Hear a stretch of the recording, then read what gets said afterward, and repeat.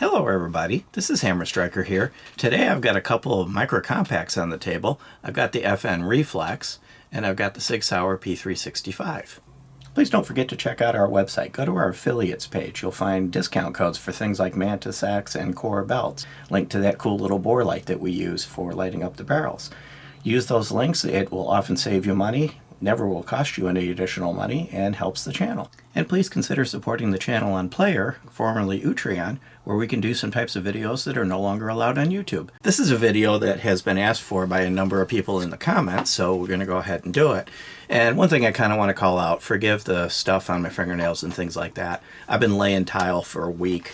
I could be in a full biohazard suit and I would still get mortar on me, and it's just going to have to wear off over time. My hands are clean, it's just they're going to be stained.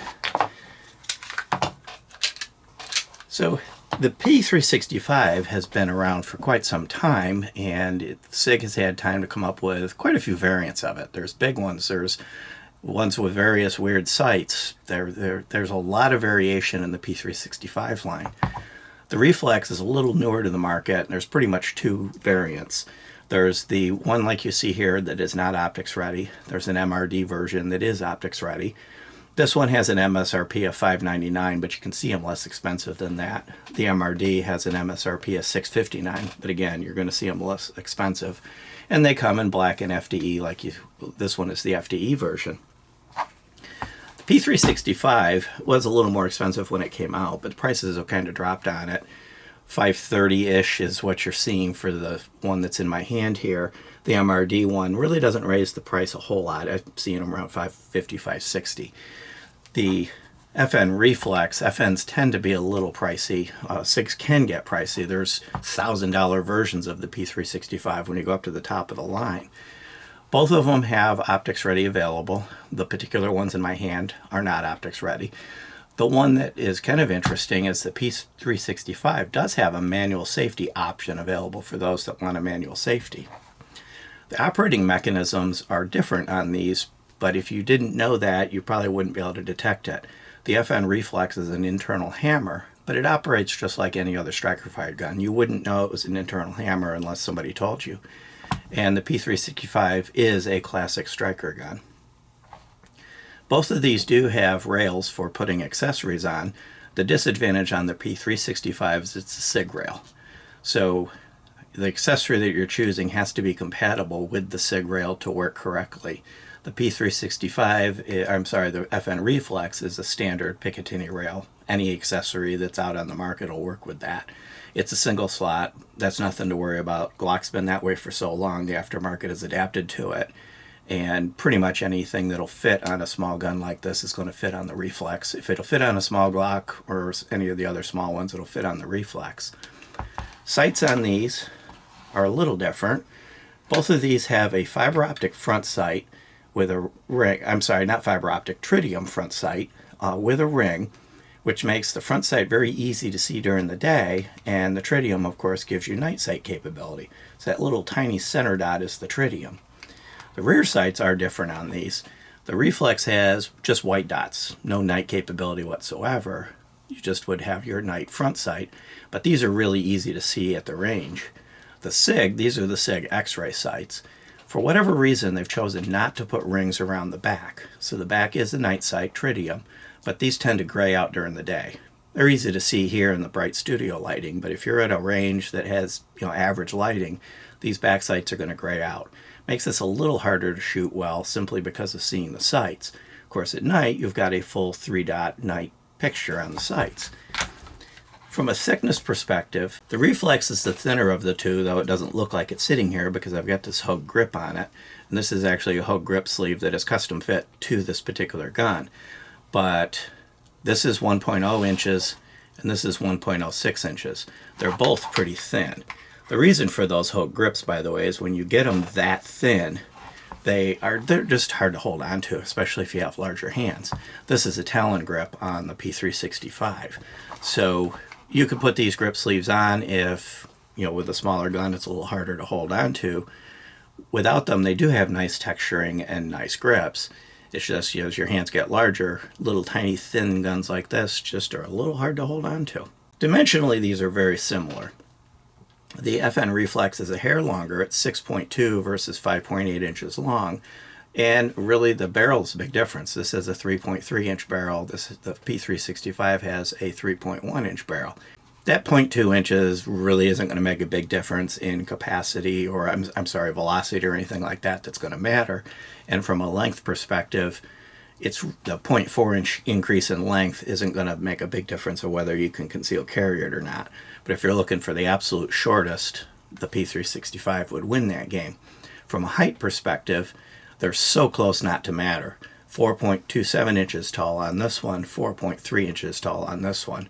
So the grip height isn't going to matter at all. If I set them up side by side, you can see it.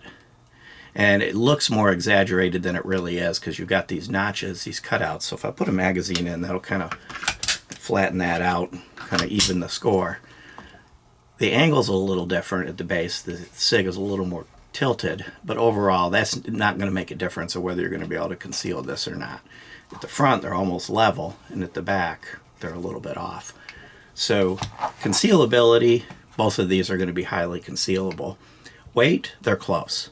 The FN Reflex is a little chunkier at 18.4 ounces. The P365 comes in at 17.8 ounces. So a little over half an ounce, 0.6 ounces. Again, not going to be a big difference. Capacity is interesting in that the P365 comes with, this one here, it came with two 10-round magazines, and there are 12, 15, and 17 available. So the P365 starts at 10 and goes up to 17. The Reflex starts at 11, so the flush magazine that you see in it is 11, and then it goes up to 15. They haven't come out with any larger magazines for the P3 or for the Reflex. So if you look at it just out of the box with the basic magazines, the Reflex has one more round of capacity, but the P365 has the capability to expand higher, at least as of the making of this video. The manufacturers are always chasing each other on that, coming up with increased capacities. Let's talk about the triggers, because that's of course going to matter. Get the magazine out of here. So we'll start with the P365, and by the way, both of these are designed with the internal drop safeties. The Sig does not have the inertial toggle. It doesn't have either the hinge trigger or any of the inertial safeties, and that seems to be common with the Sigs. Even the P320, the P365, they don't include that. Minimal take up, a little bit of a pull through, and then a nice light break. Reset is fairly short. Now it effectively becomes almost all the way out, but the overall travel from beginning to end is low enough, I'm going to reset again, is low enough that it really is a nice short trigger. A little bit of grit taking it back out, but that's only because I'm trying to do it slowly so you can see it. I didn't notice that at the range. And then again, a little pull through the wall and a nice break. The P365 does have a nice trigger. Now we'll go to the Reflex. This does have the hinge trigger for the inertial toggle, and effectively that taking up the hinge becomes your take up. You're on the wall, kind of a little bit of pull through at the beginning and then a really short crisp break. Reset is almost all the way out again, but again the overall travel from start to finish is fairly short. And then again I'll put a little pressure on it and then a nice crisp break.